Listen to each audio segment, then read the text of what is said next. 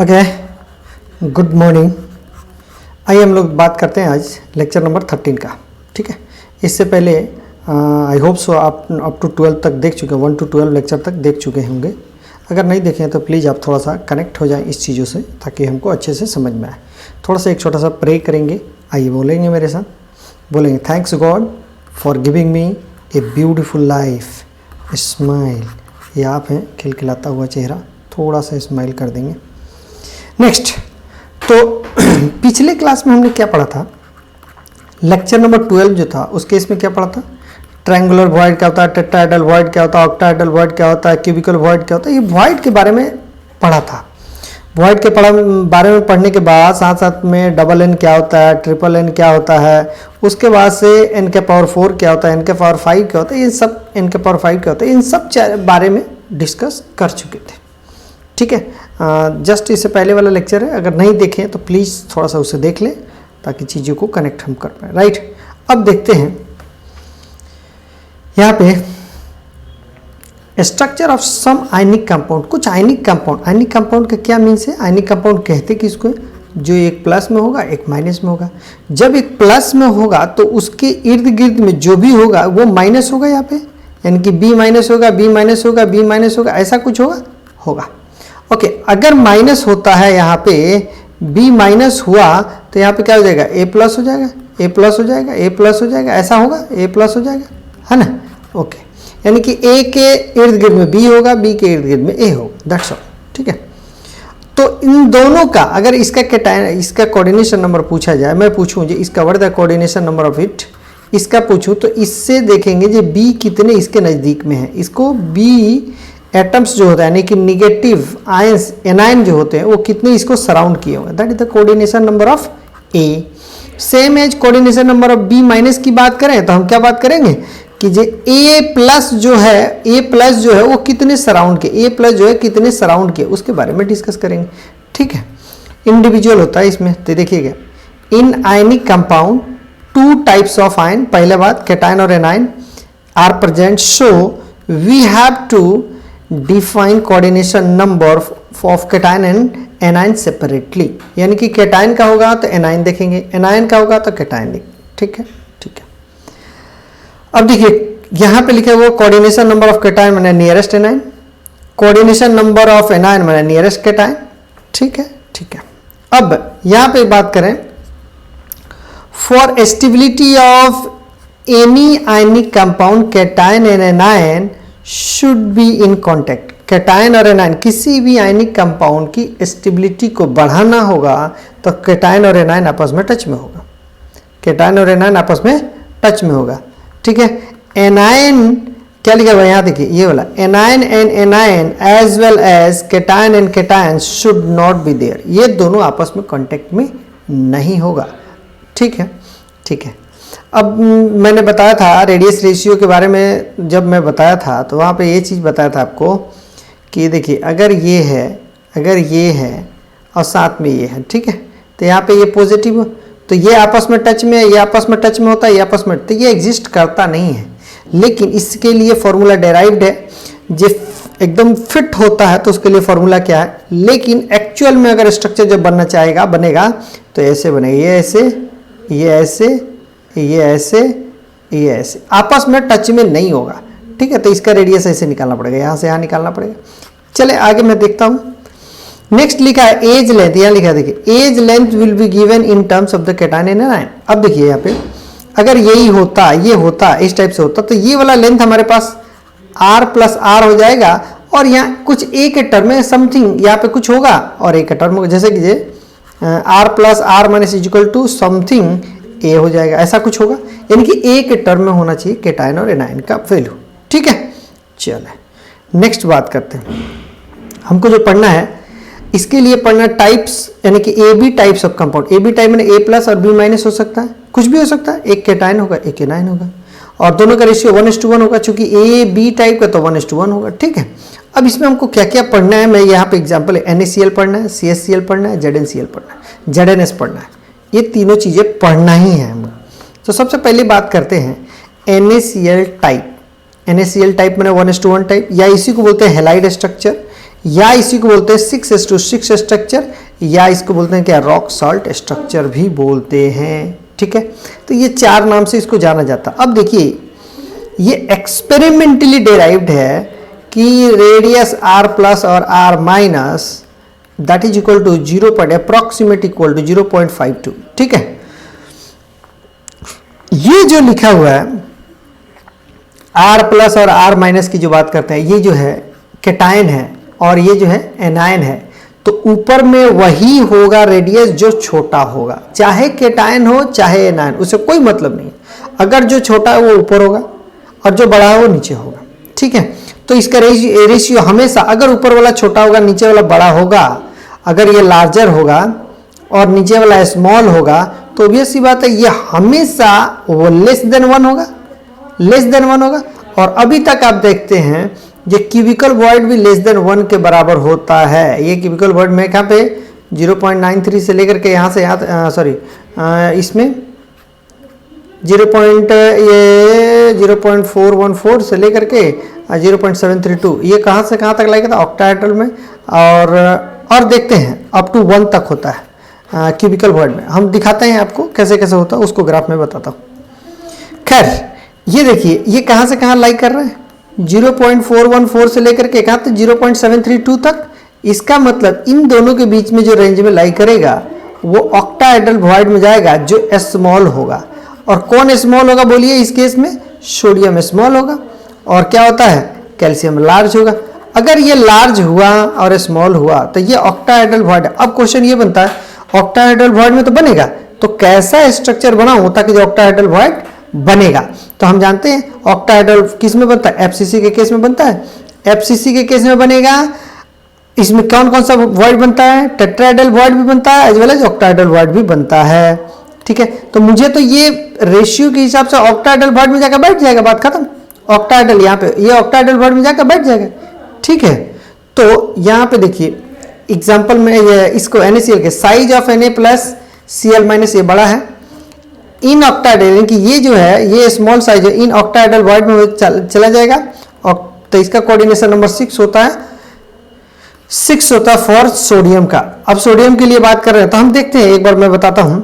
But यहां पे देखिए ये फॉर्मूला लिखा हुआ है R plus R minus that is equal to A/2 होता है, या इसके लिए बात करें।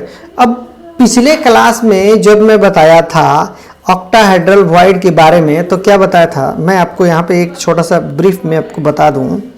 ये देखिए अगर यहाँ पे ऐसे है, ठीक है, तो ऑक्टाहेड्रल वॉइड कहाँ कहाँ बनता है, थोड़ा सा ये बताइए आप। ऑक्टाहेड्रल वॉइड कहाँ कहाँ बनता है बोलिए, फेस सेंटर पे भी बनता है, sorry face centre body centre पे बनता है as well as edge centre पे बनता है। तो ये दोनों फेस सेंटर है और यहाँ पे आपका एक वॉइड बना, तो ये क्या एक दूसरे से कनेक्टेड कर दूं, इसे कर दूं। अब देखो यहाँ से यहाँ तक जाएंगे तो कैपिटल R होगा इसका, ये 2 स्मॉल r हो जाएगा, ये कैपिटल R। चूंकि ऐसे है तो इसका आधा पोर्शन तो दूसरे क्यूब में, और इस साइड में वॉल है तो इसका आधा पोर्शन दूसरे साइड में, यानी कि इसके ये स्फीयर है तो इसमें कैपिटल R इधर एक R आएगा, 2R नहीं आ रहा है, एक ही R आ रहा है, इधर से एक R आ रहा है, बीच में क्या होता है स्मॉल, एकदम बीचों बीच में क्या हो रहा है स्मॉल 2R हो रहा है ना। तो हम क्या देखेंगे यहाँ पे, देखिए यहाँ पे क्या देखेंगे capital 2R plus 2 small r and that is equal to 2 into क्या बोल के R प्लस R, ऐसा लिख सकता हूँ ये वाला। ओके, यहाँ से लेकर के यहाँ तक का डिस्टेंस क्या हो जाता है A, तो हम यहाँ पे कह सकते हैं A equal to 2 into R plus R, ऐसा लिख दूँ। तो that's why capital R plus small r is equal to A/2। Yes sir, no, I can write it. हम कर सकते हैं, जरूर कर सकते हैं। ठीक है, ठीक है। तो यहाँ पे coordination number that is equal to 6 हो गया। ठीक है, अब यहाँ पे जो है R plus R minus is equal to this and this, वही चीजें मैंने आपको बताया कैसे होता है। R plus R minus is equal to इतना, इसी को कहीं कहीं पे लिखता है क्या, सोडियम R इतना, इसको लिखता है क्या small r plus capital R is equal to A/2।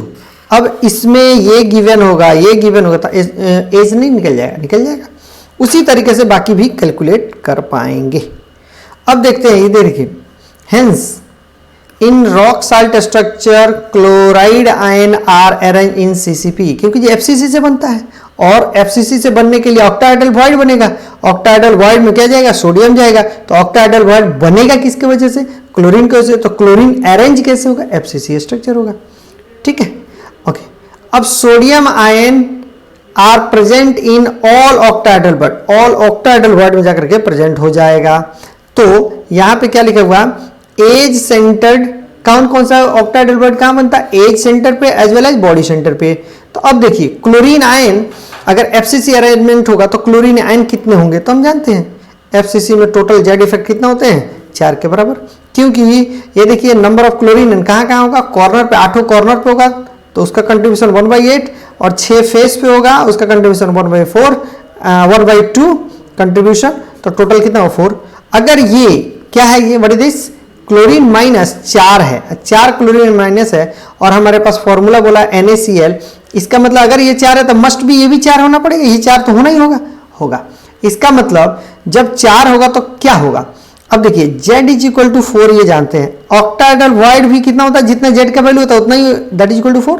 Tetrahedral void कितना हो जाएगा बोलिए, 2 × Z हो जाता है, and that is equal to 8। ठीक है, ये भी होगा, ये भी होगा। अब मैं ये कह रहा हूं कि जे इसमें ये कंप्लीटली वैकेंट होगा, ये वैकेंट होगा। क्यों वैकेंट होगा भाई, क्योंकि ये एक्सपेरिमेंटली देखा गया है जो 0.52 है, और 0.52 यानी कि ऑक्टाहेड्रल वॉइड में लाई कर रहा है, ऑक्टाहेड्रल वॉइड में फिट होगा। ये जो टेट्राहेड्रल वॉइड है ये छोटा हो जाएगा, क्योंकि जो 0.225 से लेकर के अप टू यहां से ले 0.414 तक ही जाता है। तो टेट्राहेड्रल वॉइड में तो नहीं आएगा, नहीं जाएगा, ऑक्टाहेड्रल वॉइड में चला जाएगा। ठीक है, ठीक है। तो ये देखिए यहाँ पे क्या लिखा हुआ, नंबर ऑफ सोडियम आयन के लिए कितना लिखा हुआ, एक बॉडी सेंटर पे चला जाएगा और 12 एज सेंटर पे है, तो 1/4 contribution, that is equal to 4, यानी कि ए भी हो जाएगा और जेड इज इक्वल टू क्या हो जाएगा 4, क्योंकि जो कॉमन होता है उसी को जेड बोलते हैं। अब देखिए ये एक यूनिट सेल है, मैं मान ली ये एक यूनिट सेल है, इसके अंदर में फेस सेंटर पे भी है, कॉर्नर पे भी है, ये सब चीजें हैं, face centre as well corner पे है।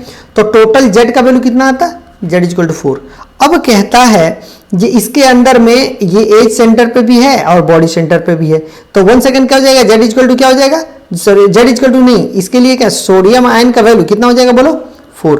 ये chlorine ion as well as sodium ion, पूरे क्यूब में 4 क्लोरीन आयन भी है और 4 सोडियम आयन। ठीक है, तो हमारे पास तो फॉर्मूला यही बनता ना, NaCl होता है। तो अगर 4 है, 4 सोडियम आयन है और 4 क्लोरीन आयन है, तो इन दोनों को ये करेंगे तो क्या हो जाएगा 4 NaCl हो जाएगा। लेकिन ये तो फॉर्मूला नहीं हो, फॉर्मूला तो यही हुआ, तो हम क्या बोलेंगे Z इज इक्वल टू 4 और फॉर्मूला इज इक्वल टू क्या, ये यहाँ पे लिखा हुआ है, यस और नो।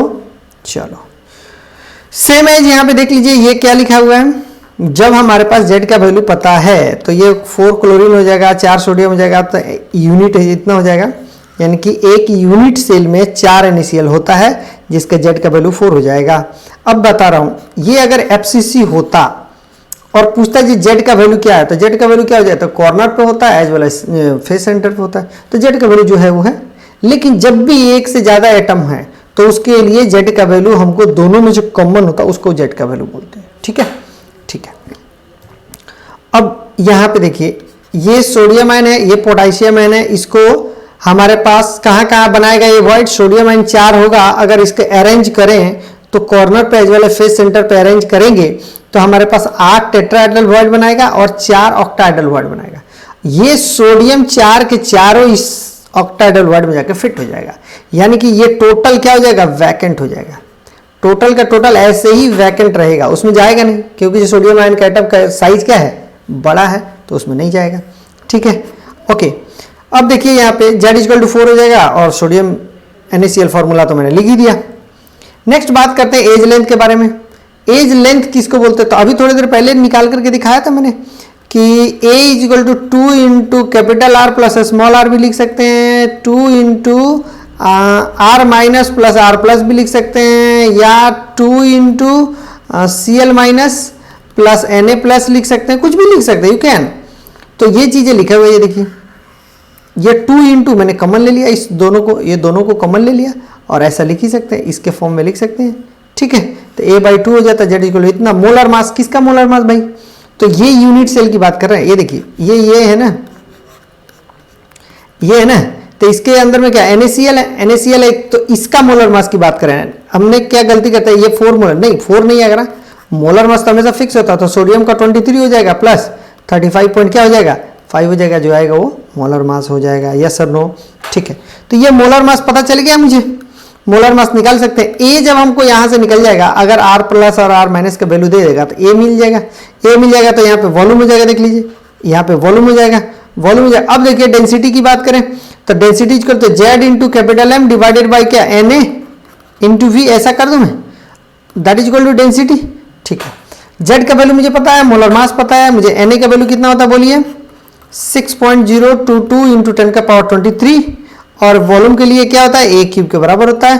हम कर सकते हैं, यू कैन कैलकुलेट इट, आप कर सकते हैं, ठीक है, ठीक है, आया समझ में।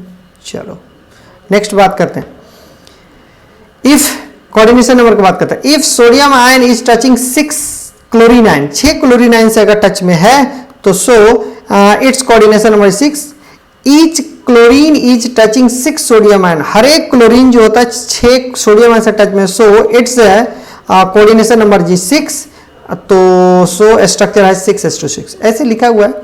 मतलब ये दिखाना चाहता हूं मैं, आपको दिखा दूं आपको, ये देखो ये सोडियम आयन है। सबसे पहला क्वेश्चन मेरा, नंबर ऑफ क्यूब कितना, how many cubes are there. अगर बात करें तो आपने एक ही क्यूब लिया था, ये और ये फेस सेंटर पे, ये फेस सेंटर पे, ये फेस सेंटर पे, ये फेस सेंटर पे, ये फेस सेंटर पे, ये फेस सेंटर पे, ये फेस सेंटर पे, ठीक है। और ये सब के सब क्या है, टिक जो लगाया वो सब के सब कहाँ पे, कॉर्नर पे, एक ही क्यूब लिया। अब उसके लिए क्या किया आपने, क्या किया, ये एटम पे, तो इसको देखिए 8 क्यूब में बांट दिया आपने। देख लो यहाँ पे 8 क्यूब दिख रहा है, यहाँ पे मैं ऊपर में लिखता हूँ, यहाँ पे देखो ये 1 है, ये वाला, ये उधर वाला 2 है, ये वाला मैं मान लेता हूँ 3 है, ये वाला मान लो 4 है, ये वाला 5 है, ये वाला 6 है, ये वाला 7 है, ये वाला 8 है, ठीक है। जस्ट उसके रफ सर्फ मैंने अपर सरफेस पे मैंने नंबरिंग किया है, ठीक है। 1 2 3 4 हो गया। अब देखिए यहाँ से अगर इसकी क्लोरीन आयन का अगर बात करें तो यहाँ से देखो, यहाँ से एक सोडियम आयन मिला, these are the sodium ion, red वाला these are the sodium ion, और इसके जस्ट नीचे जब जाएंगे तो ये भी सोडियम आयन, यानी कि 3 मिल गए सोडियम आयन। इधर A/2 पे मिला, इधर भी A/2 पे मिला, इधर भी A/2 पे मिला। क्या इसके साइड में अपोजिट में भी मिलेगा, ढेर सारे क्रिस्टल होंगे, तो इस केस में क्या होता है, यहाँ पे भी हो जाएगा, बहुत सारे यूनिट सेल होंगे, सॉरी, तो यहाँ पे क्या A/2 हो जाएगा, A/2 पे भी क्या मिलेगा, सोडियम आयन मिल जाएगा। यहाँ पे देखो इसके पीछे में चला जाएगा तो यहाँ पे भी सोडियम आयन मिल जाएगा, इसका भी डिस्टेंस A/2 होगा, इसके ऊपर में चला जाएगा तो यहाँ पे भी हो जाएगा, तो इसका भी A/2 हो जाएगा। इसका मतलब x एक्सिस, y एक्सिस और z एक्सिस, तीनों एक्सिस में लाई कर रहा है, ठीक है, ठीक है। मैंने क्वेश्चन कुछ दिन पहले मैंने बताया था आपको कैलकुलेट करने के लिए, कोऑर्डिनेशन नंबर को कैलकुलेट करने के लिए। देखिए तो कोऑर्डिनेशन नंबर को मैंने 8 क्यूब बताया था, अब बोला था एक क्यूब को बाहर करो और उसको देख लो। तो चलो हम सबसे आसान तरीका लेते हैं, इसी की बात कर लेते हैं। हमने क्या बताया था, ये एक क्यूब को बाहर करना है, इसमें आप बैठे थे, इस केस में इसमें आप थे, ठीक है, इसी में थे। तो ये वाला क्या है, सोडियम आयन है, ये वाला क्या है, क्लोरीन आयन है, ये वाला क्या है, क्लोरीन आयन है, ये वाला क्या है, क्लोरीन आयन है। तो अगर ये बहुत सारे यूनिट सेल से मिलके बनेगा तो वंस अगेन आपका सिचुएशन ऐसे बन जाएगा, बहुत सारा सिचुएशन ऐसे बन जाएगा। आपको दिखा दूं,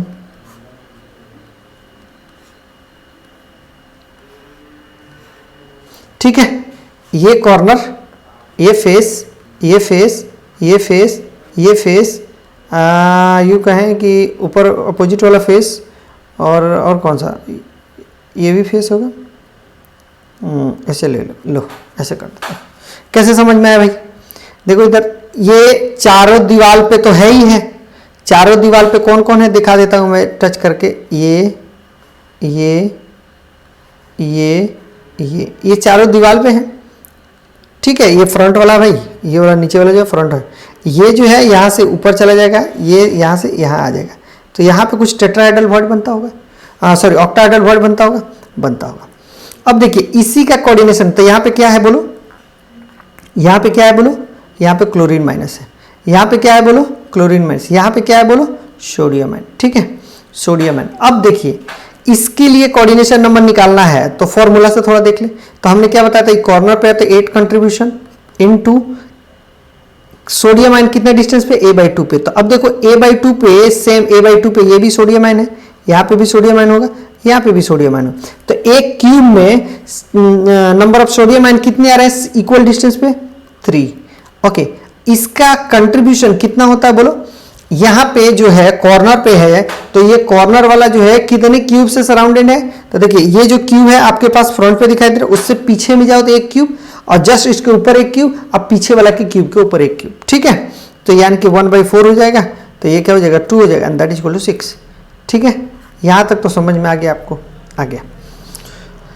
क्लोरीन माइनस आयन का निकाल लिया। अब मैं आपको छोटा सा एक क्वेश्चन करता हूं, थोड़ा सा लाइट कट गया है, मैं इसको यहीं पे ऑफ करता हूं, फिर दोबारा शूट करके बताऊंगा, ठीक है।